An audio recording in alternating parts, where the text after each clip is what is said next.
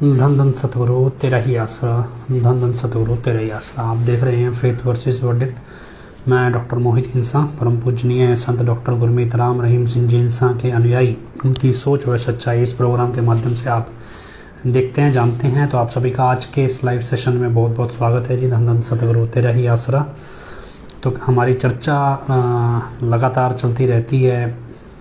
UP में जो drama हुआ और उसके बाद उस ड्रामे को दोबारा जो रिपीट करने की तैयारी है, तो इन सारी चीज़ों पर चर्चा चल रही है। और उसकी आड़ में जो गैर कानूनी काम धंधे जो सब कुछ भी चल रहा है, तो इन सब चीज़ों को हम समझते हैं। आम जन लूटे ना, आम जन को लूटा जा रहा है, सरेआम पैसा वसूला जा रहा है।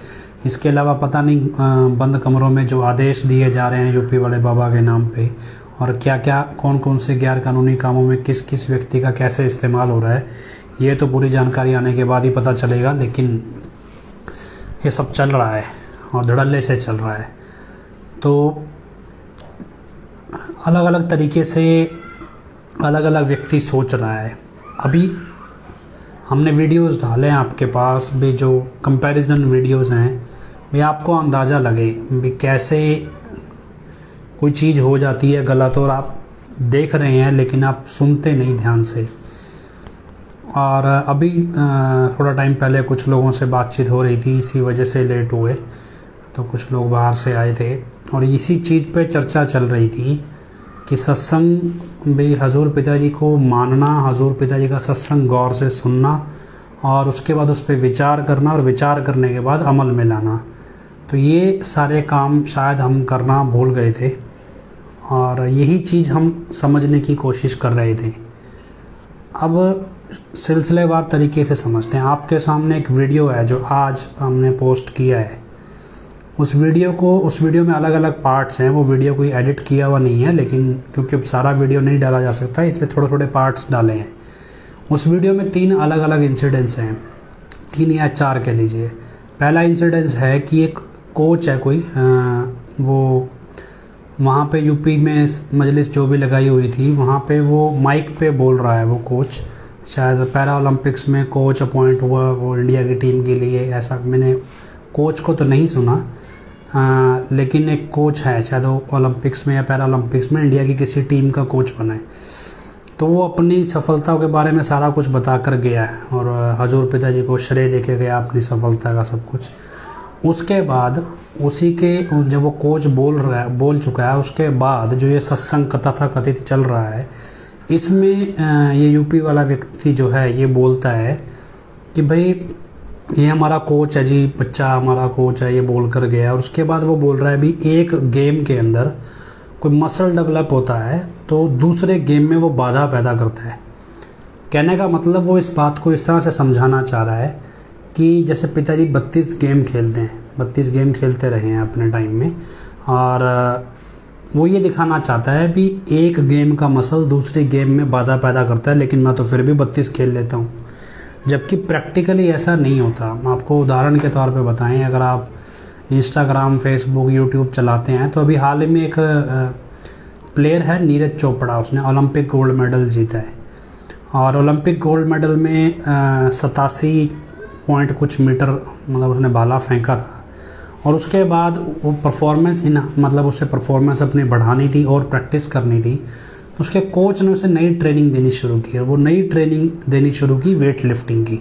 उसे वेट लिफ्टिंग में क्लीन एंड जर्क आता है, एक क्लीन एंड जर्क हो जिससे शोल्डर की स्ट्रेंथ बढ़ाई जा सके। वो वेट लिफ्टिंग गेम है, वेट लिफ्टिंग का गेम है, वेट लिफ्टिंग की टेक्निक्स हैं।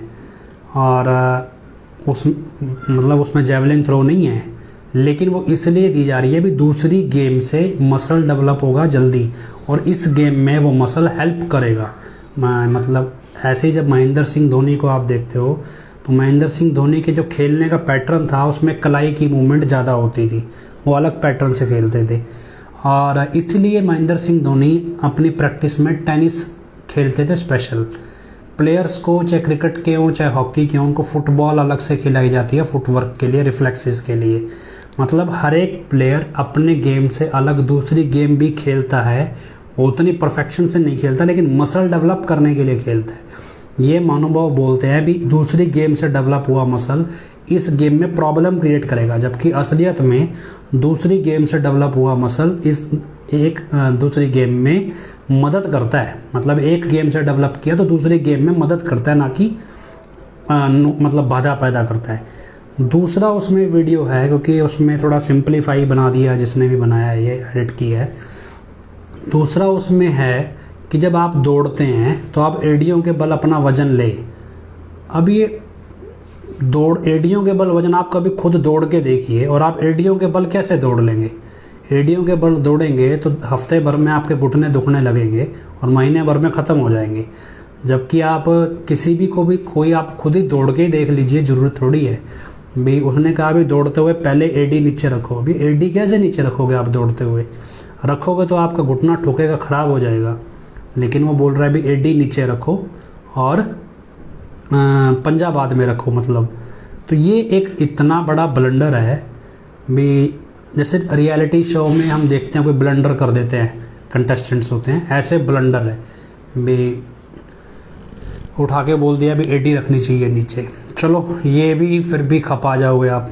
और उसके बाद वो, हालांकि वो वीडियो पता नहीं उन्होंने बनाया नहीं, आप गौर से सुनेंगे अलग अलग वीडियो। एक वीडियो में वो बोल रहा है जी मैंने पतला क्या हुआ, मुझे लोग नकली कहना लग गए और मैंने अपना वेट घटाया है। और क्या 1982 में मेरा वेट 82 किलो था और ये तो मेरे पेट में प्रॉब्लम हो गई तो मैंने 5-7 किलो बढ़ा लिया।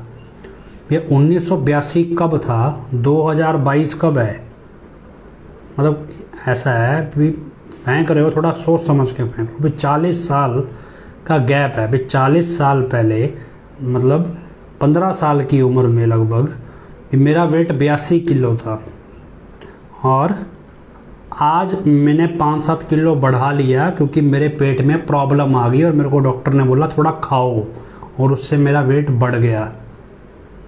ये कौन सा लॉजिक है, समझ में नहीं आया। फिर वज़न के बारे में दूसरा वीडियो है एक अलग से। उस वीडियो में क्या बोल रहा है कि जी मैंने वज़न घटाया है 15-18 किलोमीटर दौड़ दौड़ के, और मैंने वहाँ जगह नाप रखी थी। मैं दौड़ता था, फिर मैं योगा करता था, और फिर मैं मतलब खेल भी लेता था। वहाँ पे कोई खेलने को तैयार होता था तो खेल भी लेता था। और उसके बाद मैं तब मतलब उसमें बोल रहे मैं 6-6 घंटे तपस्या में भी बैठ जाता था, समाधि लगाता था। जेल वाले मतलब सजा याफ्ता कैदी से काम तो कोई कराते ही नहीं थे, मतलब वहाँ तो कुछ करने को था ही नहीं। कभी खेती बाड़ी कर लेता था। तो खैर जो भी है, लेकिन उसमें जो इंटरेस्टिंग चीज़ क्या है कि जी 25 जनवरी के दिन, मतलब हम लगा लें 25 जनवरी 2022 होगी, 25 जनवरी के दिन मैंने 25 किलोमीटर दौड़ लगाई। हमने सोचा भी भंडारा है हजूर महाराज परम पिता जी का, तो मैंने आज 25 किलोमीटर पूरा करना है। तो उसमें एक स्पेशल वो बोल रहे हैं 25 जनवरी के दिन मैंने 25 किलोमीटर दौड़ लगाई। उसी वीडियो में वो दोबारा एक जगह बोलता है कि जी मैं तो 15 से 18 किलोमीटर दौड़ता था, लेकिन ये तो मेरे पेट में प्रॉब्लम हो गई और इसकी वजह से डॉक्टर ने मुझे मना कर दिया। तो मैंने करते करते घटा के मैं 6-7 किलोमीटर से 10 किलोमीटर तक रह गया। पहले तो मैं 15 किलोमीटर 18 किलोमीटर दौड़ लेता था। अब उसको ये याद नहीं है भी पेट में प्रॉब्लम हुई थी 2021 में, मई जून जुलाई में, और जनवरी 2022 में वो 25 किलोमीटर दौड़ रहा है, और अभी वो बोल रहा है कि मैं 10 किलोमीटर दौड़ता हूँ।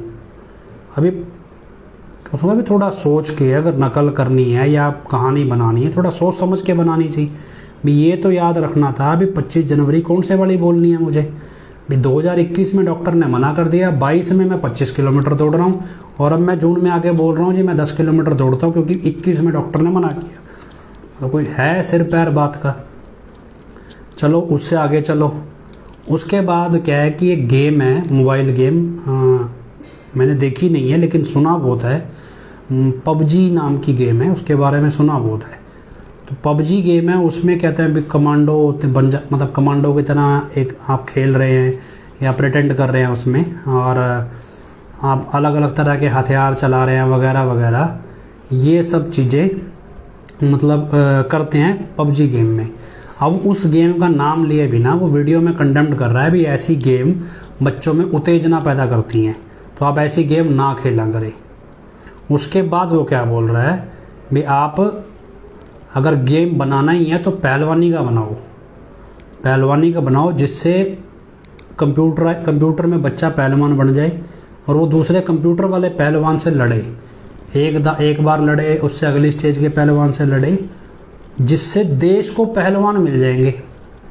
भी आपका बच्चा घर बैठा रोटियां खा रहा है, तोड़ रहा है और मोबाइल के अंदर पहलवान बन के कंप्यूटर में गेम खेल रहा है कि मैं लड़ाई करूं कंप्यूटर में, ना तो उससे उत्तेजना पैदा हो रही है और उसके बाद वो प्लेयर बन रहा है। क्या बोल रही है, इससे देश को प्लेयर मिल जाएंगे और उसमें प्रतियोगिता करने की भावना पैदा होगी, कंपटीशन की भावना पैदा होगी। अभी ये समझ में नहीं आता कि एक बच्चा मोबाइल में गेम खेलता है और उससे पहलवान कैसे बनेगा। पहलवान के लिए उसको एक्सरसाइज करना ज़रूरी है, उसको ट्रेनिंग चाहिए, वो फील्ड में खेलेगा कि मोबाइल में खेलेगा। और बोल रहा है अभी फिर ये बनानी चाहिए गेम्स।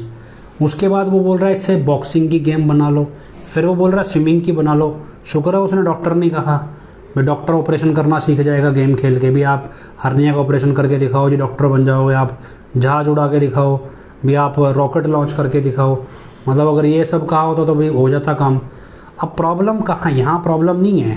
उसके बाद वो बोल रहा है जी इसमें गोल्ड मेडल मिलेगा, सिल्वर मिलेगा, देश के राजा महाराजाओं को चाहिए, विदेश में मेडलों की बाढ़ आ जाएगी। अब ये कौन सा लॉजिक है, अभी मोबाइल की गेम खेल के ओलंपिक के मेडल आते हैं। अब ये जब ये आया था तो एक बॉडी बिल्डर था, एक लड़का, उसने बड़ा वीडियो बनाया था। ज़रा उसको ये वीडियो ज़रूर दिखाइएगा जाके कि भाई ऐसा है भी ये गेम्स के टिप्स अपनाएगा फिटनेस के लिए। अब एक प्लेयर 30-35 साल तक या 37-40 साल तक खेलता है, क्योंकि इससे आगे वो इंटरनेशनल लेवल की फ़िटनेस मेंटेन नहीं कर सकता, उसे रिटायर होना पड़ता है। उसके बाद या तो वो आर्मी में जाएगा या फ़ौज में जाएगा या सेलिब्रिटी बन जाएगा या कोच बन जाएगा या अपनी एकेडमी खोल लेगा उस गेम की। यही स्पोर्ट्स का करियर होता है। भी जैसे अब महेंद्र सिंह धोनी रिटायर हो गया तो वो आर्मी में चले गए, अब आर्मी में जाके वो आर्मी की नौकरी कर रहा है। इसी तरह रिटायर होने के बाद प्लेयर कोई ना कोई ऐसा जॉब लेते हैं। हिमा दास है जैसे, अभी वो इंटरनेशनल गेम्स खेल रही और साथ साथ वो डीएसपी भी है असम पुलिस के अंदर। तो ऐसे ही स्पोर्ट्स का ये करियर होता है। अब अगर वो पबजी गेम अगर तुम्हारे हिसाब से वो मोबाइल में पहलवानी वाला गेम या रेसलिंग खेल के वो पहलवान बन सकता है, तो पबजी खेल के तो वो पैरा कमांडो बन जाएगा। पबजी खेल के तो कमांडो बन जाएगा ना। तो फिर प्रॉब्लम क्या है पबजी गेम से? फिर तो ये भी बोलना चाहिए भी पबजी गेम भी खेलना चाहिए। पबजी का विरोध करके तुम बोल रहे हो रेसलिंग खेलो मोबाइल में, उसके बाद बोलो जी अच्छा काम है ये करना चाहिए। फिर 173। अब प्रॉब्लम यहाँ नहीं है, प्रॉब्लम कहाँ शुरू हो रही है? प्रॉब्लम इस बात पे खड़ी हो रही है भी अब एक कोई व्यक्ति आया मेरे घर पे थोड़ी देर पहले ही, उनके सामने बात चली गई जी घर का बच्चा है, वो बोलता है मैं मोबाइल पे गेम खेलूँगा।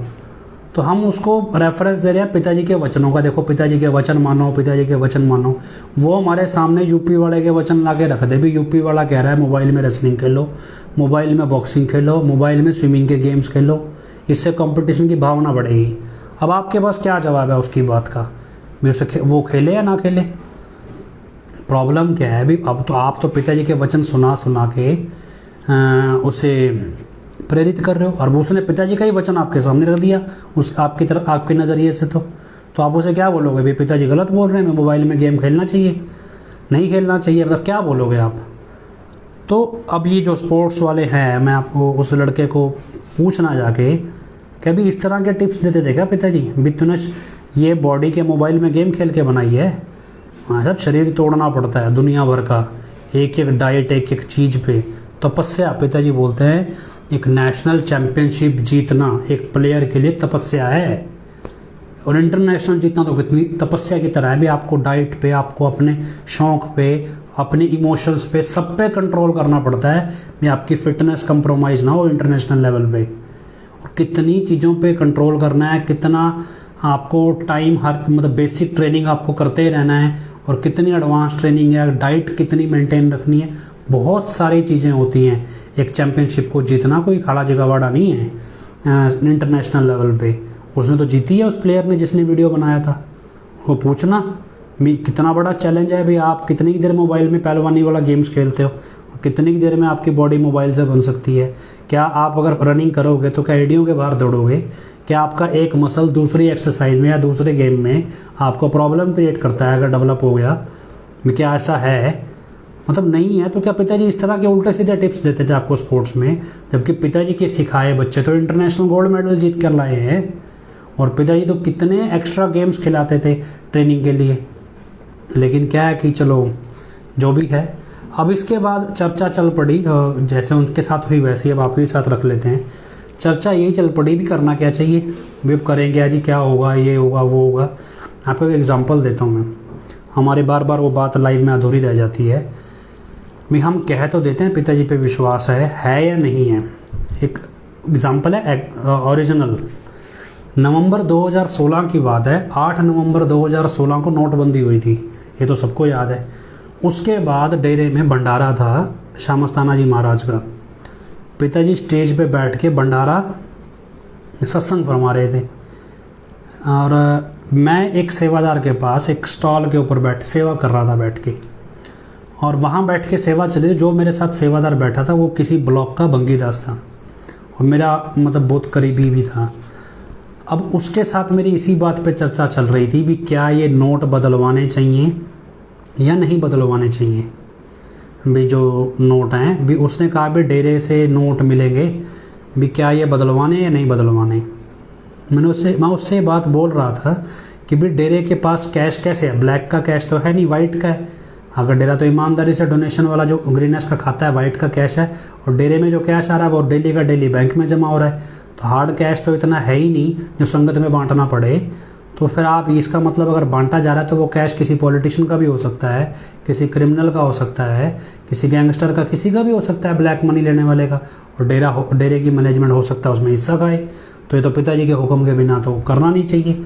अभी ये बात चल ही रही थी कि स्टेज के ऊपर सवाल आ गया, यही सवाल आ गया स्टेज के ऊपर, क्या पिताजी जो नोट बदलवा रहे हैं क्या ये नोट बदल के देने चाहिए? अब पिताजी ने स्टेज से जवाब दिया, और यही बात मैंने साथ साथ उस ब्लॉक भंगीदास को बोली भी जरा गौर से सुन। यही सवाल इत्तेफाक से पिताजी का स्टेज पे आ गया, आप पिताजी जवाब दे रहे। पिताजी ने स्टेज से बोल दिया भी नोट बदलना गलत है, भी ये सही नहीं है। पिताजी ने स्टेज से वचन कर दिए। अब जब स्टेज से वचन किए तो उसके आधे घंटे बाद उस ब्लॉक भंगीदास को गुरलीन का मैसेज आता है। गुरलीन उसे एडम ब्लॉक में बुलाता है, एडम ब्लॉक या पुराने एडम ब्लॉक में, और उसको 45 लाख रुपए कैश देता है। वहाँ पे उसने और ब्लॉकों के लोगों को भी बुलाया हुआ था, उसको भी बुलाता है और उसको 45 लाख कैश देता है भी ये अपने ब्लॉक की संगत से बदलवा के दे देना। अब वो 45 लाख कैश लेके वापस आके अपने ड्यूटी पे बैठ जाता है थैला थोला बांध के। अब मैं उससे पूछ रहा हूँ भी कितना कैश दिया? बोला गुरलीन भाई ने 45 लाख रुपए कैश दिया है भी ये बदलवा के देना है ब्लॉक से। अब मेरी उससे वहाँ चर्चा चल रही है भी ये शाह मस्ताना जी महाराज ईश्वर स्वरूप क्या साक्षात भगवान है, और मस्ताना जी महाराज का ही तीसरी बॉडी में आगमन हुआ है हजूर पिताजी के रूप में। भी एक भगवान के धरती पे जन्मदिन का सेलिब्रेशन चल रहा है। ये धरती के साथ साथ पूरी सृष्टि खुश है, और साक्षात भगवान स्टेज पे बैठा है, और ऊपर से अमृतमयी वाणी आ रही है, और पिताजी के मुखारबिंद से हम सुन रहे हैं। ये ब्रह्मांड में चल रही है सारा कुछ। और वहाँ से वचन हो गया भगवान के दरबार से भी किसी के नोट बदलवा के आपने नहीं देने, ये गलत है। वो बात तो आपको लग रही है झूठ। जो आदमी इतने इम्पोर्टेंट फंक्शन पे डेरे के पिताजी के वचन सुनने की बजाय पिताजी पे बिल्कुल उसका ना तो वो भंडारे में आ रहा है, ना वो सत्संग सुन रहा है, ना वो भंडारे में सेवा कर रहा है, वो आपको एक बंद कमरे में 2 नंबर में बुला के आपको एक वो काम करने को बोल रहा है जो सत्संग पे स्टेज से पिताजी ने करने से मना कर दिया, और आप कह रहे हो कि पिताजी स्टेज से गलत बोल रहे हैं और ये गुरलीन सही बोल रहा है। और फिर दूसरी तरफ आप बोलो भी नहीं जी पिताजी तो रब है, हम तो रब मानते हैं। तो विश्वास कैसा है ये किस तरह का विश्वास है जो पिताजी को तो मानता है और पिताजी के वचनों को गलत ठहराता है? पिताजी के वचनों पे विश्वास नहीं करता, सिर्फ पिताजी पे विश्वास करता है। पिताजी तो रब हैं पर उनके वचन सही नहीं हैं, वो वचन नहीं मानने होते, मैनेजमेंट के मानने होते हैं। और आज आप सोच रहे हैं मैनेजमेंट की अंधभक्ति क्या है, गुलामी। दृढ़ विश्वास किस चीज़ का? जब आपने पिताजी के वचन गौर से सुने नहीं, उस पर विचार नहीं किया, उस पर अमल नहीं किया, तो फिर विश्वास कहाँ है? दृढ़ विश्वास और किसे कहते हैं? अब आपको पिताजी ने कितने वीडियोस आ चुके हैं, अभी बेटा पैसा नहीं देना, आपको हमारी कहानियाँ सुनाएंगे, करिश्मे सुनाएंगे, उसके बदले में आपसे पैसा मांगेंगे। हमारे बराबर खड़े आदमी से आपने उस पर भरोसा नहीं करना, चाहे हमारे दाएँ हैं चाहे बाएँ, वो आपको आगे कुछ भी कहे, आपने उस पर भरोसा नहीं करना, किसी को पैसा नहीं देना, लूटना नहीं है, कुछ नहीं करना। इतने वीडियोज़ हैं ये, और उसके बावजूद आप पैसा दिए जा रहे हैं। क्यों? आपने अपने मन में ठान लिया भी यार थोड़ा बहुत पैसे दिए बिना तो सरकारी डिपार्टमेंट में काम होता ही नहीं। तो फिर पिताजी मूर्ख थे जो रिश्वत ना देने का फार्म भरवा रहे थे। पिताजी को मालूम था ना एक स्टेज आएगी, आपको रिश्वत के नाम से ही आपसे पैसा लिया जाएगा, तो आप तभी तो फार्म भरवा लिए ना, सबसे संगत से भी रिश्वत नहीं देंगे, और ये रिश्वत के नाम से ही तो पैसा मांगा जा रहा है। तो ये पैसा दे के आप हजूर पिताजी के वचनों की काट कर रहे हो। आप लिखित में क्या हो रहा है, जैसे सिख धर्म में आता ना, एक वो महासिंह ने लिखित में बेदावा लिख दिया था भी आप हमारे गुरु ने, हम आपके चेले नहीं। आपने लिखित में लिख के दिया है पिताजी को भी हम रिश्वत नहीं देंगे, और उसके बाद आप दे रहे हो, तो मतलब क्या आप पिताजी को लिखित में अपने दिए गए जो दावा है उसको उसका बेदावा दे रहे हो, एक तरह से उल्ट काम कर रहे हो। जो आपने दावा किया उसका उल्ट चल रहे हो उससे, तो ये बेदावा ही देना तो है भी। आप पिताजी को लिखित में दे के आए थे, और रिश्वत के नाम से ही आपसे पैसा लूटा जा रहा है भी हमने सरकारी तंत्र में रिश्वत देनी है, और रिश्वत तो चलती है भी आप इतना पैसा दो, सरकार हमसे इतना पैसा मांग रही है, वकील इतना मांग रहे हैं, कोर्ट इतना मांग रही है, अफसर इतना मांग रहे हैं, तो ये सब आपसे पैसा लिया जा रहा है। तो फिर विश्वास कैसा है? नहीं जी, पिताजी तो रब हैं, पिताजी के किसी वचन को मानना ही नहीं, और फिर पिताजी को रब कह के आप सोचना भी आप दृढ़ विश्वासी हो गए। कहीं तो धक्के से इंटरनेट पे खुद को अडोल आशिक बताए जाएंगे। एक कहावत होती है ना, लहू लगा के शहीदी देना, भी मैं अडोल आशिक हूँ, मैं अडोल आशिक हूँ, मैं अडोल आशिक, बार बार लिखे चलो भी मैं अडोल आशिक हूँ। इस तरह लिखने से थोड़ा ही बन जाओगे। आशिकों के पैमाइश पता है किस लेवल पे ख़तरनाक होती है।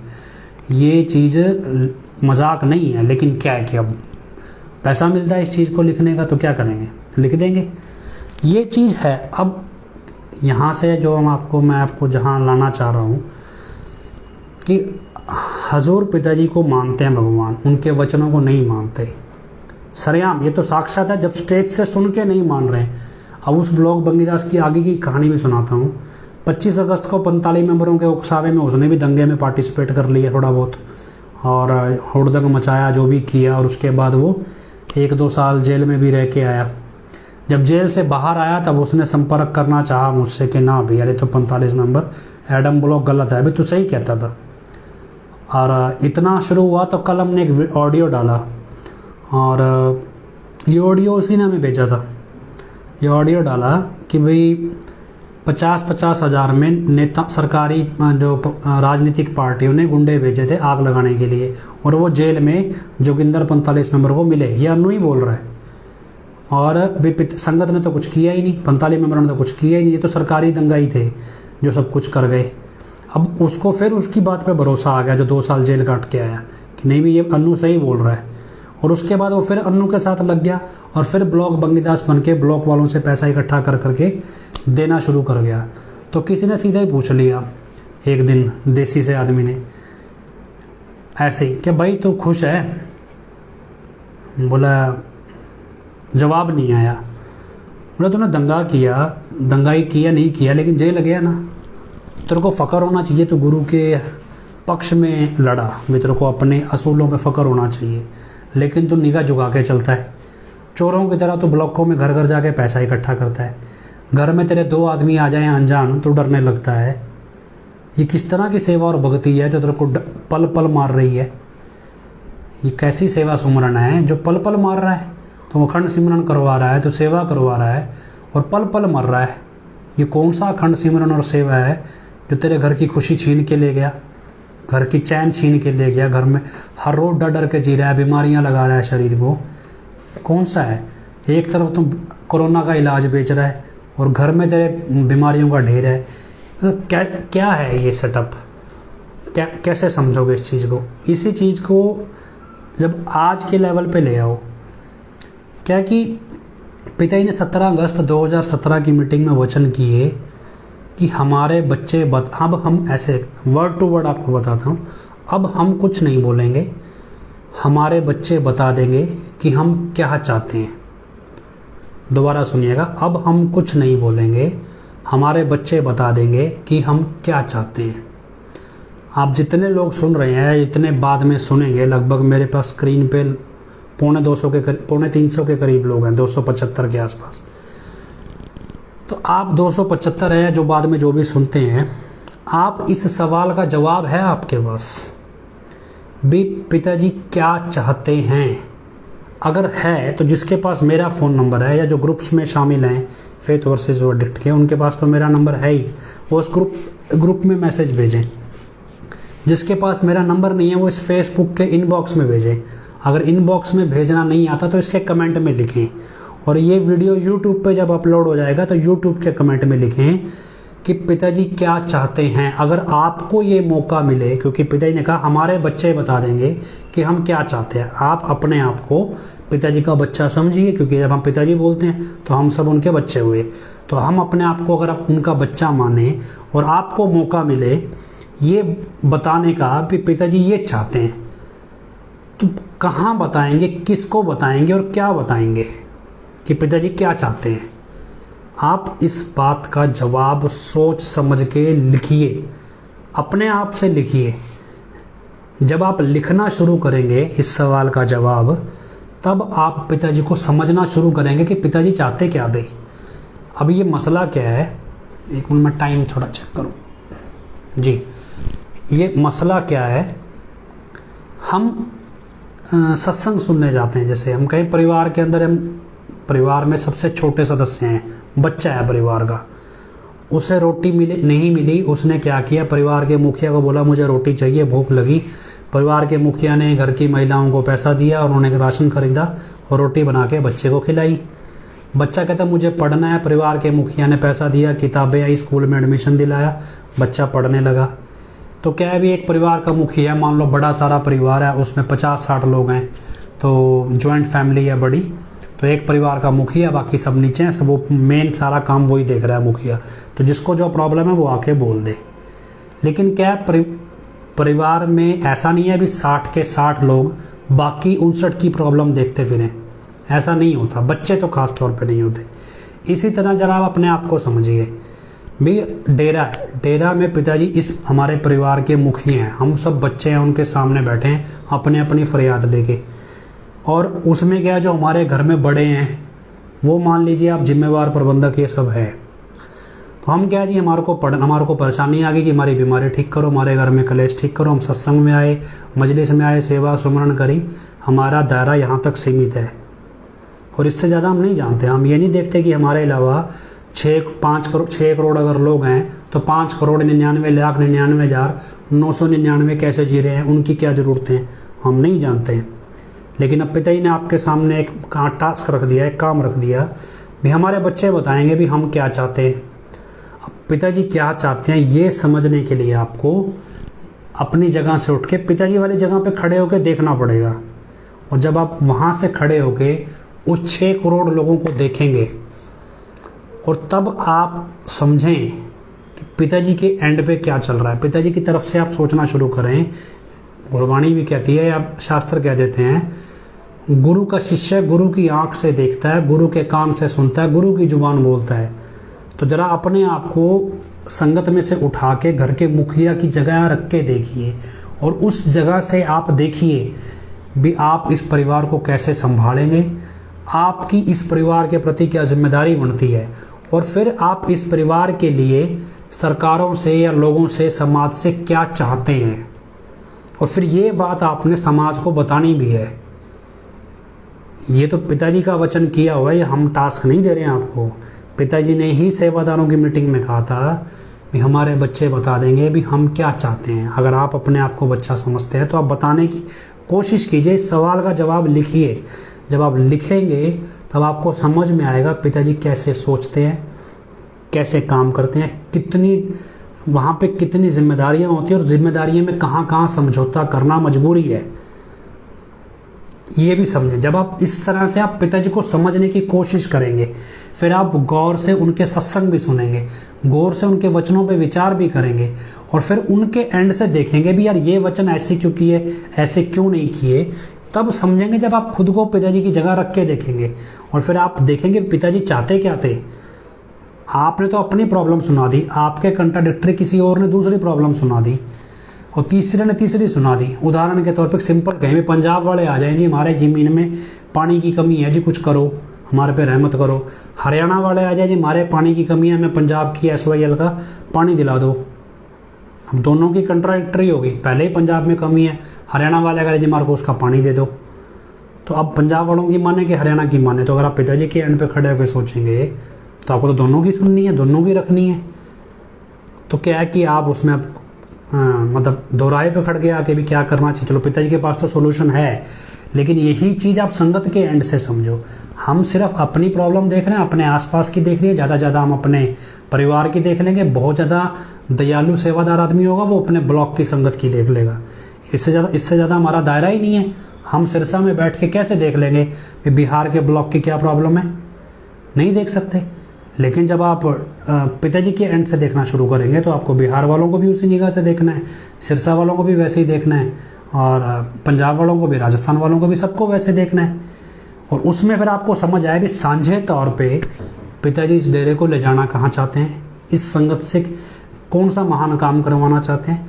ये चीज़ आप खुद से समझेंगे, फिर उन वचनों को भी समझेंगे, उन वचनों के मायने भी समझेंगे, पिताजी द्वारा उठाए गए कदम भी समझेंगे, और फिर आपको समझ में भी आया भी अनाहत वाणी और ये जो पिताजी आम ही जो बात बोल देते हैं उसकी दुनियावी तौर पे कितना महत्व है। अब इतनी सी बात को ही ले लीजिए, हमारे पास इस बात का जवाब नहीं है भी पिताजी क्या चाहते हैं। प्रैक्टिकल समराइज्ड संक्षिप्त में जवाब नहीं है। आप लिख के देख लीजिए, कोशिश कर लीजिए, लिख के देख लेंगे हम। अगर मेरे पास आएंगे कोई जवाब तो हम उस पर भी चर्चा कर लेंगे। लिख के देखिए, अंदाज़ा लग जाएगा आपको। अब बहुत से लोग बोलते हैं जी पिताजी को तो पता था, पिताजी को तो ये कर देना चाहिए था, वो कर देना चाहिए था, ऐसे कर देना चाहिए था। मैं आपको एक उदाहरण देता हूँ। हमारी एक टीम चलती है छोटी सी, मान लीजिए फ़िलहाल एक बार इस टाइम पे 400-500 लोगों की टीम है जो एक्टिव है। बाकी जो एक्टिव नहीं है, ऐसे तो 24-25 हज़ार है इसमें, लेकिन एक्टिव जो है वो 400-500 लोगों की टीम है। अब कोई व्यक्ति है सपोज़, वो शुरुआत से, जब हमने शुरुआत से ही मतलब जुड़ जाए हमारे साथ, और उसको सारा, वो हम भरोसेमंद आदमी हो, सब कुछ हो, वो सब कुछ कर रहा है हमारे साथ, सारे काम कर रहा है, उसको सब पता है भी कहाँ से क्या होना है, कहाँ से क्या करना है, क्या नहीं करना, कौन सा काम कौन सा व्यक्ति करेगा, हर चीज़ डिस्कस होती है, हर चीज़ डिटेल में सबके साथ। तो एक चीज़ ऐसी आए, मान लो वो गलत रास्ते चल पड़े। जब वो गलत रास्ते चल पड़े तो वचनों की काट करने लगे, या यूँ कहें भी जो असूल है उन असूलों के ख़िलाफ़ चलने लगे। जब वो असूलों के ख़िलाफ़ चलने लगे और उसके बाद उसका पता चल जाए भी ये आदमी असूलों के ख़िलाफ़ चल रहा है। अब ऐसी स्टेज पे जब आप एक अच्छे मकसद के लिए जा रहे हैं, और अच्छे मकसद के लिए बहुत सारे दुश्मन ऐसे हैं जो आपको अच्छा ही काम नहीं करना देते, और आजकल तो सारे दुश्मन ऐसे हैं जो अच्छे काम से ही रोकते हैं, बुरे काम से रोकने वाला दुश्मन तो है ही नहीं। तो आप खुद ही देख लो, जितनी संगत है आज की डेट में डेरे में जो एडम ब्लॉक के पक्ष में है, वो हमें क्यों रोक रही है? अभी हम अच्छा काम कर रहे हैं, अभी संतों का सच सामने ला रहे हैं। तो अच्छे काम के लिए रोकने के लिए अच्छा आदमी भी आपका दुश्मन है। अब वो मान लो कोई भी ऐसा हो, हमारे साथ ही हो सपोज, वो गलत रास्ते चल पड़े, और जब गलत रास्ते चल पड़े और उसका पता चल जाए, लेकिन प्रॉब्लम क्या है कि हमारा मकसद नहीं है और हमें उस मकसद में बहुत सारी चीज़ें छुपा के रखनी है, जिससे हम बड़े प्लान्स पे काम कर रहे हैं वो हम अंजाम दे सकें। हमारी प्लान्स जो छोटे स्टेज पे हैं वो बड़ी स्टेज पे जाके नुकसान ना दें, मतलब पहले ना बंद हो जाएं। हमने जो मेहनत की है उसके लिए बेस बनाया है, और इसलिए क्या है, मजबूरी है। मजबूरी ये है भी, ना तो हम, मान लो मैं कहूँ भी, ना तो हम पूरी टीम को बता सकते भी ये आदमी डिफ़ाल्टर हो गया जी, ये आदमी अपने असूलों के ख़िलाफ़ चल रहा है जी, इस आदमी की सुननी नहीं है, और ना ही हम उस आदमी को टीम में शामिल कर सकते हैं। तो राह पे खड़े हो गए आगे, लेकिन क्या है कि हम जैसे तैसे मैनेज करेंगे, करना पड़ेगा, मजबूरी है। ना तो हम शोर मचा के ये बोल सकते हैं, ये मतलब एग्जाम्पल है, वैसे सपोज है, ऐसा नहीं भी असलियत में ऐसा है, एग्जाम्पल के तौर पे। अब 1990 में जब हजूर पिताजी गुरुगद्दी पे आए, तब उनके इर्द गिर्द जो भी प्रबंधकों का टोला था वो सारा ही डिफ़ॉल्टर था। मैं तो अभी एग्जांपल एक आदमी का दे रहा हूँ, और उस आदमी को मान लो अगर हमने काबू करना हो तो हम बाकी टीम मेंबर से सलाह ले लेंगे भी कैसे काबू करना है, और मिल के काबू कर पाएंगे, अकेले नहीं कर पाएंगे। क्योंकि अगर मान लो उसे नाराज़ करके टीम से निकाल दें, वो तो सारी जगह शोर मचा देगा कि मैं मेरे को बदनाम कर दिया निकाल के, मैं तो तुम्हारा प्लान फेल करूँगा इरिटेशन में, फ्रस्ट्रेशन में। इसी तरह हजूर पिताजी ने 1990 में गुरुगद्दी संभाली। उनके इर्द गिर्द जो भी प्रबंधकों का टोला था वो सारा गुरुगद्दी का लालची था, वचनों के परखच्चे उड़ाता था, ये काम करता था। उनके लिए कोई दीन धर्म नहीं था, बंदा मारना, मर्डर करना उनके लिए आम सी बात थी। अब उस स्टेज पे बैठ के पिताजी ने सपना देख लिया इस समाज को बदलने का, और छोड़िए इस युग को बदलने का, इस कलयुग में सतयुग जैसे गुण पैदा कर देना, और सतयुग लाने के लिए मतलब सतयुग के गुणों को उभारते उभारते सतयुग लाने में प्रयासरत थे हजूर पिताजी। इस तरह से काम कर रहे थे। अब उनके इर्द गिर्द सारा टोला जो था डिफाल्टर, नेताओं के तलवे चाटने वाला, अपराध करने वाला और वचनों के परखच्चे उड़ाने वाला। ऐसी स्टेज में मान लो एक आदमी खराब हो तो बाकी टीम मेंबर्स की मदद से उसको काबू किया जा सकता है। जब सारे ही खराब हों तो क्या करेंगे? अब पिताजी स्टेज से बोल रहे हैं भी हमारे पास खड़ा बंदा कब झूठ बोल दे, कब आपको बेवकूफ़ बना दे, वो आपके सामने भगत है, पीठ पीछे परखच्चे उड़ा रहा है, कोई भरोसा नहीं किसी का। जिसको आप अव्वल दर्जे का भगत समझ रहे हैं वो हो सकता है भी अव्वल दर्जे का मतलब पापी हो। कितने वचन पिताजी ने किए, रिजल्ट क्या है हमने गौर ही नहीं किया। जब पिताजी स्टेज से ये बात बोलेंगे तो इसका मतलब कोई डिफ़ाल्टर तो है ना, और वो ऐसा है जो दुनिया संगत की निगाह में बड़ा भगत है। तो आज तक आपने कोई ऐसा बड़ा भगत आइडेंटिफाई किया भी जो पिताजी कहते थे भी ये बड़ा भगत है संगत के सामने और वैसे ये परखच्चे उड़ाता है, तो बड़ा भगत आज तक आपने एक भी आइडेंटिफाई किया? तो क्या स्टेज पे पिताजी झूठ बोल रहे थे? लेकिन हमारा ध्यान ही नहीं है, हमने वचन गौर से सुने ही कब, ना सुने ना उन पे विचार किया, और फिर अमल तो करना ही क्या था। तो नतीजा क्या है कि आज सबको फिर पैसे लुटाए जा रहे हैं। मतलब पिताजी स्टेज से बोल रहे हैं रिश्वत ना दो, पिताजी स्टेज से बोल रहे हैं भी अपना पैसा लेके रसीद लो। वो है धुर की वाणी जो मालिक बोल रहा है और आपको पिताजी सुना रहे हैं। पार ब्रह्म परमेश्वर की तरफ से वाणी आ रही है और वो लग रही है हमें झूठ। 45 मेंबर आपके घर आके बोल रहा है भी हमें वकीलों को, अफसरों को रिश्वत दे के डेरे का मामला सेट करना है, वो आपको लग रहा है सच, और फिर आप पैसा दे भी रहे हैं। मतलब कौन सा, किस दिशा में आप जाना चाहते हैं और कैसे कह सकते हैं आप भी हमारा दृढ़ विश्वास है पिताजी पे? किस ग्राउंड पे कह देते हैं? पिताजी ने अब बोल दिया, उसके बाद तो पत्थर पर लकीर हो जाना चाहिए, लेकिन नहीं है। फिर आप सोच रहे हैं भी सतगुरु मार से थोड़े नाराज है भी, वो तो वैसे ही अपनी मर्जी से गया, हम तो उसको भगवान मानते हैं। उसको भगवान मान लेने से भगवान आपका विश्वास नहीं ना बन रहा है। जिसके कथन पे आपको भरोसा ही नहीं है उसको भगवान कैसे मान रहे हैं? वो तो आपके लिए एक टूल है, सिर्फ एक दिखावा है, आपको एक संरक्षण लेने के लिए एक टूल बना रखा आपने। विश्वास नहीं है आपका अगर आप इस दिशा में हैं तो। हाँ, अपने आप को झूठी तसल्ली देने तो दे ही चलिए। अब वापस वहीं आ जाओ। पिताजी कहते हैं भी हम क्या चाहते हैं, हमारे बच्चे बता देंगे। तो आप जवाब सोचिए, पिताजी के एंड से सोचना शुरू कीजिए ना भी क्या क्या जवाब देंगे, किसको देंगे? सरकार को देंगे, किसको देंगे? और छोड़िए, कल को मान लीजिए 1% पिताजी आ जाएं, अब ये तो सारा टोला डिफाल्टर है, सपोज आपके पास आ जाए जी, आपकी भक्ति देख के आपके दरवाजे का कुंडा खटखटा दे कल सुबह आके, और आप सुबह उठें गेट खोलें तो आपके सामने पिताजी खड़े हों, बोला बेटा रोज़ मेरे को याद करता है, मैं आ गया। अब आपके दिमाग में क्या चल रहा है? क्या जी पिताजी को तो जेल में होना चाहिए, इसका मतलब जेल से भाग के मेरे घर पे आ गए, ये तो काम खराब होगा, सरकार तो मुझे पकड़ लेगी। मेजॉरिटी सोच लेंगे तो भाई ये तो मुश्किल है पिताजी को अपने घर में रखना। चलो थोड़ा ऊपर के लेवल पे आ जाए, दृढ़ विश्वासी, कुर्बानी देने वाला बंदा। आओ पिताजी, आ गए जी पिताजी घर में, आओ जी, बैठो जी, बोलो जी क्या समस्या है, ये वो सारा बात करके इंतज़ाम कर दिया। अब क्या भी पिताजी तो जेल से भाग आ गए, आप क्या करेंगे? हम मान लो पिताजी आपको आके बोल दें भी ठीक है जी हमारा मसला करो हल, मैनेजमेंट तो कुछ कर नहीं रही, कोई कुछ नहीं कर रहा, मैं तो भी, तू मेरा शिष्य खास है, भरोसा करके आ गया मैं तेरे पे, तो मेरे को रोज़ बुलाता था, मैं आ गया, बोल क्या करेगा अब? तो आपके पास कोई रास्ता क्या है? आप कैसे निर्दोष साबित करेंगे हजूर पिताजी को बिना किसी को बताए? कोई तरीका है आपके पास? नहीं है तो सोच के बता दीजिएगा, जिसके पास भी हो। अब आपको सब कुछ गुप्त रखना है। हाँ, गुरु है आपका, उसके लिए तो सब कुछ कर सकते हैं आप, किसी भी हद तक जा सकते हैं। सरकार से बचाना है, सरकार मारना चाहती है, आप बचाना चाहते हो। मान लो पिताजी कहीं भी मेरे को तो मारने लगे थे, ये नकली वाला आ गया मेरे को मारने लगे थे, मैं तो बच के आ गया वहाँ से, अब मेरे को, मैं तेरे घर पे आ गया, मेरा तो खास चल रहा है भाई। अब आप इधर से सरकार से डर रहे हो, इधर से कानून में लड़ाई लड़ने जाओगे तो शक हो जाएगा कि बाबा जी भाग के कहीं के घर में तो नहीं गए। तो आपके पास ब्योंत नहीं है, मतलब सुविधा साधन नहीं है भी कैसे हजूर पिताजी को रखेंगे, कहाँ रखेंगे और किस तरह छुपा के रखेंगे।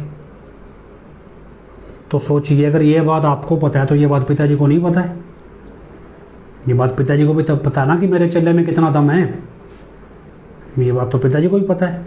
पर अगर वो आपकी परीक्षा लेने पे उतर आए तो खरे उतर जाएंगे, उतरेंगे तो कैसे उतरेंगे, ज़्यादा से ज़्यादा मर जाएंगे, जान दे दोगे अपनी। लेकिन गुरु को निर्दोष साबित कैसे करोगे, गुरु क्या चाहता है ये बात जन जन तक कैसे पहुंचाओगे, इसका जवाब है। तो जिस काम के लिए गुरु आपको चुनना चाह रहा है वो काम आप कर नहीं सकते, फिर आप उम्मीद कर रहे हैं कि गुरु आपके साथ खड़े, आपको दर्शन दे, आपके लिए आए, फिर आपको जी मेरा दृढ़ विश्वास है मैं तो अडोल आशिक हूँ। ये किस तरह का अडोल आशिक है?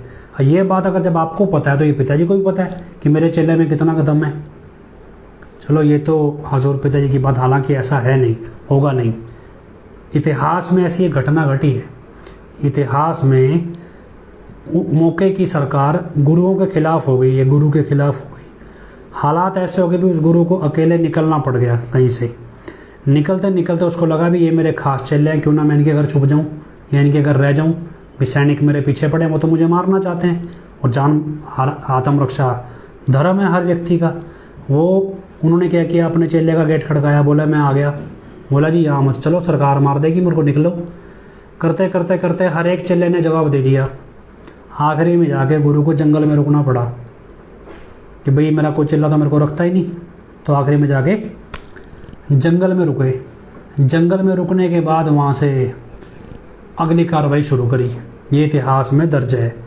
तो ज़रा सोच के देखिए, अगर परीक्षा लेने पिताजी उतर जाएं आपकी, तो क्या आप खरे उतर पाएंगे? क्या आप तैयार हैं इस चीज़ के लिए? शोर मचाना, ड्रामा करना सबको आता है, अडोल आशिक अडोल आशिक। किस चीज़ की तैयारी और क्या तैयारी है?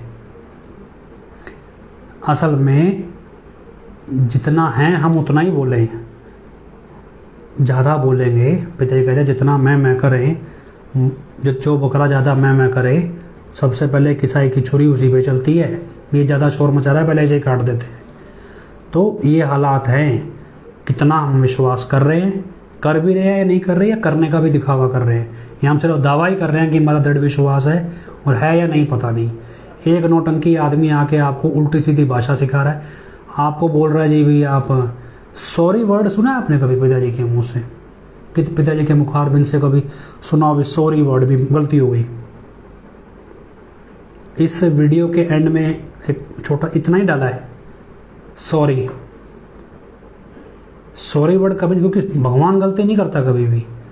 पिताजी को कोई बात याद नहीं आई तो पिताजी ऐसे बोलते, बेटा ख्याल से निकल गई, ख्याल में नहीं आ रही।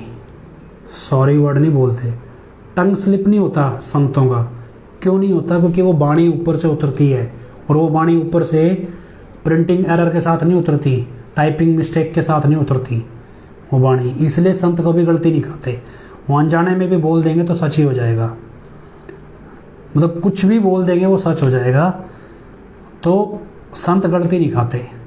एक लड़का था, वो लेफ्टिनेंट था आर्मी में, और पिताजी से मिलने आया। जब पिताजी ने उसका नाम पढ़ा और नाम पढ़ के बोले बेटा लेफ्टिनेंट कर्नल ABCD आए हैं, तो वो बोल पड़ा, कहता गुरुजी मैं लेफ्टिनेंट ही हूँ जी, कर्नल नहीं हूँ आगे। तो पिताजी ने ये नहीं कहा बेटा इसमें कागज़ में गलत लिखा है या हमने गलती से बोल दिया। पिताजी ने आगे से वचन कर दिया, बेटा कर्नल बनना नहीं चाहता, फिर मैं कर्नल बनना नहीं चाहता। इतना कहने की देर थी वो माफ़ी मांगने लगा, जी गलती हो गई। हालांकि समझदार था वो बच्चा कि मेरे को नहीं टोकना चाहिए था आपको, भाई आपने बोल दिया तो मैं तो कर्नल बन गया, भाई आपने मान लिया कर्नल मैं बन गया। आर्मी जब बनाएगी तब बनाएगी। असल शिष्य तो होता, लेकिन चलो फिर भी उसको समय रहते याद आ गई ये बात। तो क्या है, संत गलती नहीं खाता। ये सॉरी वर्ड कभी पिताजी बोलते नहीं है कि मेरे से टंग स्लिप हो गया। अरे संतों पे तो वाणी उतर रही है, वो कैसे टंग स्लिप हो जाएगा उनका? क्या है कि हमने सोचा ही नहीं कभी, हमने विचार ही नहीं किया, क्योंकि ना तो हम हजूर पिताजी के 2017 से पहले सत्संग गौर से सुनते थे, ना उन पे विचार करते थे, अमल तो करना क्या है। और ना ही हमने इसके सुने यूपी वाले के, क्योंकि आदत तो वैसी ही थी ना। हमने तो वहाँ जाके जनरेटर चला दिया, डमडमा बजा दिया, वहाँ नाच के आना था, शोर मचाना था, नारा लगाना था, लंगर खाना था और आना था, और अपनी समस्या सुना के आ जाना था, उसका जवाब सुन के आ जाना था। वहाँ बोला क्या जा रहा है वो सही भी बोल। आपने हजूर पिताजी को गौर से सुना होता तभी तो इसकी गलतियाँ पकड़ पाते। हमने ना तो हजूर पिताजी को गौर से सुना था, ना इसको सुना। अब जब कल्ला कल्ला क्लिप काट के डाल रहे तो आप फ़ोन कर करके मैसेज कर करके आप हमें बोल रहे हैं, हमसे तो गलती होगी पहचानने में। प्रॉब्लम ये नहीं है, क्या है कि चुंबक है। अगर पिताजी अक्सर उदाहरण दिया करते भी, चुंबक अगर मान लो बाहर निकालोगे तो वो लोहे को इनविटेशन नहीं देगा कि मैं बाहर आ गया तो चिपक आके। चुंबक की क्वालिटी ऐसी है भी लोहा खुद ब खुद खींचा चला आता है। इसी तरह संत है ना, संत आत्माओं का मसीहा है, चुंबक है। जिस दिन वो बाहर आपके करीब आने लगेगा ना, आपकी आत्मा खुद ब खुद खींचेगी, वो उसकी क्वालिटी है। आपको फ्री की बसों में ढो ढो के ज़बरदस्ती दर्शन कराने नहीं ले जाया जाएगा, वो आत्माओं को खुद ही खींच लेगा। अगर आपकी आत्मा पवित्र है और उसमें आस्था रखती है तो वो चुंबक आपको खुद ही खींच लेगा। अगर वो खींच नहीं रहा है और ज़बरदस्ती पकड़ पकड़ के आपको उसको दिखाया जा रहा है भी, नहीं इसका लाइव देखो, इसका प्रसाद खाओ, फ्री में सुविधा है जी, आप इसके दर्शन करने चलो, ये सब कुछ करो, तो ये चुंबक थोड़ा ही है। लोहा ये तो लोहा भी नहीं है, ये तो मतलब आम संगत के बराबर का आदमी भी नहीं है। जो उसके बाद हुआ क्या, उसके आने के बाद आए दिन डेरे में कलेश है। डेरे में क्या है, बरकत ख़त्म हो गई, हर रोज़ पैसा मांगने पड़ रहा है कि डेरे में काम आमदनी नहीं है जी, बरकत ख़त्म हो गई, कुछ पता ही नहीं है, पैसा दिए चलो। और एक तरफ वो क्या बोल रहा है, पहले मैं बूंद बूंद लुटाता था, अब समुंदर लुटाऊंगा। बोलने में गलती कर गया। वो क्या बोला, पहले मैं बूंद बूंद लूटता था, अब मैं समुंदर लूटूंगा। बोलना तो ये था भी पहले मैं एक एक हीरा लूटता था, अब मैं सारे हीरे लूट लूँगा। पहले मैं एक हल्का एक एक करके उठाता था, अब मैं सबको उठा लूँगा। उसको करना काम तो उसने ये किया है, बोल वो कुछ और रहा है, कहीं कोई काम कर रही है उसकी रहमत। आधे से ज़्यादा सत ब्रह्मचारी गुरु ब्रह्मचारी डेरा छोड़ के जा चुके हैं, तंग आके उस यूपी वाले बाबा के आदेशों से। तो ये भक्ति में लोगों को लगा के क्या, भक्ति से हटाने का काम कर रहा है। रहमत बरसा के गया है, जो रहमत थी वो भी खींच के ले गया है। आप अपने घर में निगाह मार के तो देख लो, इतने लोग हमें कॉल कर करके बोलते हैं यार परेशान हो रहे हैं, समझ नहीं आ रहा, घर में दुख ही दुख है, परेशानी है, कलेश है, क्यों है क्या जी, ये पता नहीं है। और वो कहते हैं भी अब तो यार पिताजी के सामने अर्ज करने का भी मन नहीं करता कि पिताजी कोई अर्ज कर लें। क्यों, अब उनको क्या लग रहा है, यूपी वाले की वीडियो देख के भैया तो आप ही बिगड़ा हुआ है, इसके सामने तो क्या अर्ज करे। अब ना तो वो ये मानने को तैयार भी है नकली है, ना ये मानने को तैयार भी है गलतियाँ कैसे कर रहा है, भी ये भी गलतियाँ भी हो रही हैं। अब ये क्यों मानने भी ये गलतियाँ कर रहा है, फिर क्या नई टर्म निकालते हैं कि जी कबीर दास जी भी तो वैश्या के कोठे पे गए थे, हो सकता हो पिताजी जानबूझ के कर रहे हैं सारा कुछ। भी जानबूझ के वो आपका घर बर्बाद क्यों करेंगे। सत्संग की स्टेज से पिताजी बोलते हैं बेटा जो हमने वचन कर दिया वो हमारे लिए भी वापस मोड़ना मुश्किल है। स्टेज से पिताजी ने कहा था बेटा सत्संग में मतलब पूरी सृष्टि का घटनाक्रम चल रहा होता है और भगवान साक्षात विराजमान है, और जो जो वचन हो रहे हैं वो ब्रह्मांड के इतिहास में या होने वाले भविष्य में लिखे जा रहे हैं। और ऐसे में जो वचन चल पड़ा वो भविष्य में लिख दिया गया और उसके हिसाब से सृष्टि ढलेगी, सृष्टि आगे बढ़ेगी। और उस टाइम पे आप बोलो जी ये वचन वापस ले लो तो वो असंभव सा काम है। पिता कहते हैं, पिता ने ये वचन किए थे बेटा इस स्टेज पे किया गया वचन हमारे लिए भी वापस मोड़ना मुश्किल है। हालांकि मोड़ सकते हैं लेकिन क्योंकि वो ब्रह्मांड का भविष्य तय करते हैं वो वचन पूरे सृष्टि का। अब यहाँ बैठ के वो बोल रहा है जी मोबाइल पे गेम खेल लो और मोबाइल पे गेम खेल के आपका बच्चा पहलवान बन जाएगा, तो बना के दिखाओ ना एक आधा पहलवान। मतलब क्या है कि कॉमन सेंस नाम की चीज़ भी नहीं रही और आप कह रहे हो नहीं जी तो पिताजी हैं, वो आपका घर बर्बाद कर रहा है लिटरली, और आपको लग रहा है नहीं ये गुरु है हमारे को संवारने आया है। वो आपके बच्चों को गलत रास्ते दिखा रहा है लिटरली, कह रहा है भी गलत रास्ते चुनो, आप कह रहे हो नहीं ये सही है, वो आपके घर में बीमारियां परोस रहा है, आप कह रहे हो नहीं ये ठीक है, वो सबसे बड़ा पाप, वो एक महापापी होके आपका गुरु बन के आ गया है और आपको लगता है नहीं ये सही है। गुरु भी कौन सा, जिसके सामने आप सर्वस्व समर्पण करते हो, सर्वस्व कोरा कागज बन के जाता है व्यक्ति गुरु के सामने भी, जी जो मर्जी लिख दो जी आप ही का है, ये बस मैं तो ये गलतियों का मेरा टोकरा है, मैं तो माफ़ी लेने आया हूँ, आप जो मर्जी आप मेरी किस्मत में लिख दो, आपकी कृपा है। वो व्यक्ति बन के आया, वो कोई दोस्त बन के नहीं आया आपका भी चलो दोस्ती में धोखा हो गया। इतने बड़ा इतना सब कुछ कर रहा है और आपको लग रहा है नहीं, हाँ जी ये तो कालिया गैंग है, अनाप शनाप बोल रहा है। यार कोई सिर पैर तो हो, मुंह सिर तो, गधे घोड़े में फिर भी 4 टांग सिर मुंह कान नाक पूंछ तो होती है। ये तो मतलब गधा घोड़े का मेल थोड़ी है, ये तो कुछ भी नहीं और ऊपर से सब कुछ। ये तो आम संगत की पैरों की धूल के बराबर नहीं है, गुरु बनना तो दूर की बात है। और स्वाभिमानी आदमी, स्वाभिमानी जो भी सेल्फ रिस्पेक्ट डिग्निटी वाला है, जब खुद पिताजी के ऊपर आरोप कोर्ट ने जबरदस्ती सिद्ध कर रखे हैं, तो जो आरोप कोर्ट ने पिताजी पे सिद्ध कर रखे हैं, पिताजी जब तक वो उस आरोप को हटा नहीं लेंगे तो उसके संबंध में आपको शिक्षा कैसे दे सकते हैं। ये तो एक आम तौर पे अनख वाला बंदा है ना। जब आपके ऊपर कोर्ट ने आपको चोरी का इल्ज़ाम में आपको जेल भेज दिया और आपके ऊपर आपने वो चोरी की नहीं है लेकिन आपको जेल भेज दिया, आप दुनिया को कैसे शिक्षा दोगे भी चोरी नहीं करनी चाहिए या चोरी करनी चाहिए, क्या चोरी में ऐसे करना चाहिए नहीं करना चाहिए। बोलेंगे तो खुद ही दोषी है, तू क्या हमारे को शिक्षा दे रहा है। तो प्रॉब्लम कहाँ है, आपकी सेल्फ रिस्पेक्ट नहीं होगी, आपको अपनी डिग्निटी के बारे में नहीं पता, आपने कभी इज्जत नहीं कमाई समाज में, पिताजी ने तो कमाई है, उनकी तो सेल्फ रिस्पेक्ट है। आपको कोई समाज में इज्जत नहीं देता, पिताजी को तो देते हैं लोग, उनको तो अपनी डिग्निटी का पता है ना। मुझे पता है कि मैं एक टीम लीड कर रहा हूँ, एक टीम को रिप्रेजेंट कर रहा हूँ, मुझे भी पता है कि मुझे ये आदतों से बचना पड़ेगा। मैं क्लिनिक खोल के बैठता हूँ, एडम ब्लॉक वाले तरह तरह की लड़कियों को फैंसी ड्रेस पहना के मेरे क्लिनिक में पेशेंट बना के भेजने लगते हैं, फिर वो क्लिनिक में आके अनाप शनाप हरकतें करने लगती हैं। ये हुआ है मेरे साथ, मुझे पता है कि मुझे टीम लीड करनी है तो ऐसी लड़कियों से बचना पड़ेगा, तो मैंने ऐसी लड़कियों का चेकअप करना ही बंद कर दिया। क्यों? क्योंकि मेरी जिम्मेदारी है ये टीम और मैं अपने कैरेक्टर को उछाल नहीं सकता। इस टीम की डिग्निटी है और मेरी अपनी डिग्निटी है, और अगर टीम की जिम्मेवारी ना होती तो मैं दूसरे तरीके से निपटता। जिम्मेवारी है तो मेरे को और छोड़ना पड़ा वो काम, वो पेशेंट्स छोड़ने पड़े सारे, बेशक से वो सही पेशेंट्स हों, लेकिन वो तो हमें पता लग गया, हमें मालूम है लोकल रहते हुए मैं कौन कितने पानी में। पर क्या है, डिग्निटी मेंटेन करना, जिसकी सेल्फ रिस्पेक्ट हो उसे पता है, जो कमाता है उसे पता है, जिसकी समाज में जिसने इज्जत कमाई है उसे पता है। जो हो ही लोफर आपका प्रतिनिधि 45 मेंबर जब 4-4 लड़कियों को लेकर घूम रहा है, 4-4 औरतों से संबंध बना रहा है, वो कहाँ से आपको डिग्निटी प्रोवाइड कराएगा। जब वो आपके मंच पे खड़ा होता है, वो पिताजी को रिप्रेजेंट कर रहा होता है आपके सामने कि पिताजी ने उसको जो कह के भेजा है वो भेजे।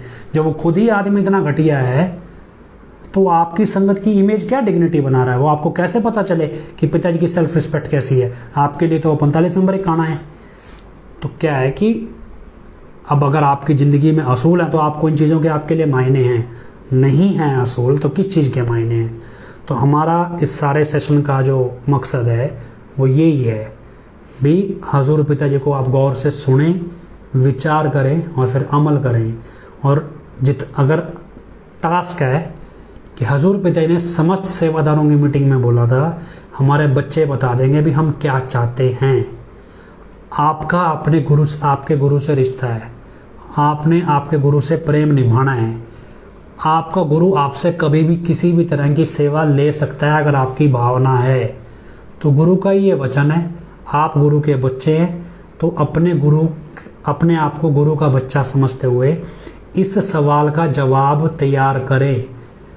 कहाँ पहुँचाना है, कैसे पहुँचाना है, अगर आपको पता है तो आप पहुँचाएं, नहीं पता तो मैं ये सेवा अपने जिम्मे लेता हूँ कि आपके इस जवाब को अगर सही होगा तो हम जहाँ पहुँचाना चाहिए सरकारों तक, अफसरों तक, हर जगह पहुँचाएंगे, और अगर गलत होगा तो हम उसमें करेक्शन करने में आपकी मदद कर सकते हैं।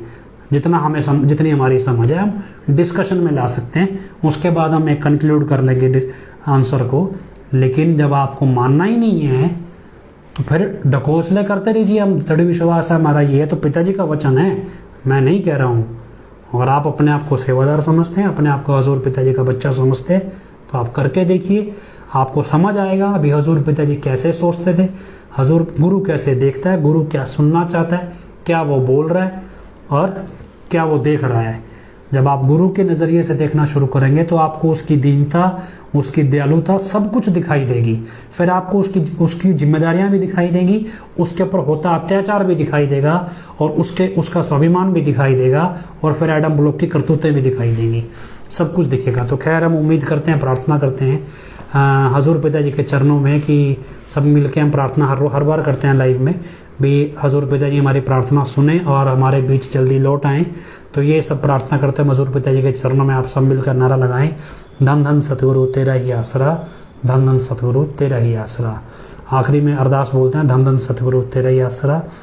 हे मालिक तुझे लाज है, अब बहुत हो गया, तू दया में रहमत कर, तेरे प्यार मोहब्बत की राह में हमें कोई दुख तकलीफ़ ना आए।